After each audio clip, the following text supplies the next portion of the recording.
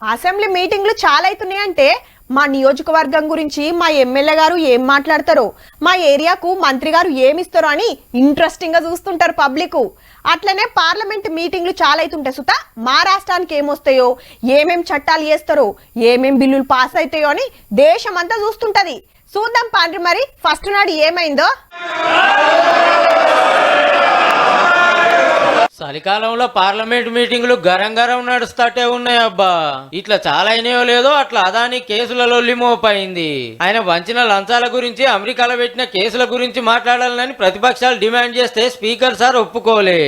ఇగేముంది, లొల్లి ముదిరింది, సభ వాయిదా పడింది. జరసేపటికి మళ్ళా షురు అయితే గదే గడబడు. ప్లీజ్ आप सब सदन की कार्रवाई चलने दीजिए. గిట్లయితే లోక్సభను నడపలేనని ఎల్లుండికి వాయిదా వేసిండు స్పీకర్ సారు. అటు రాజ్యసభలో కూడా గిదే కీసులాట. అదాని కథలు దేశానికి తెలవాల్సిందే అని ప్రతిపక్షాలు లేస్తే మాట్లాడాల్సిన శానున్నాయని అధికార పార్టీ. ఇది కూడా వాయిదా మీద నడిచి బుధవారానికి వాయిదా పడ్డది. ఫస్ట్ నాడే గిట్లుందంటే ఎల్లుండి సంది ఇంకెట్లుంటుందో పో. दुर्भाग्य से कुछ लोगों ने अपने राजनीतिक स्वार्थ के लिए उनका अपना मकसद तो संसद की गतिविधि को रोकने से ज्यादा सफल नहीं होता।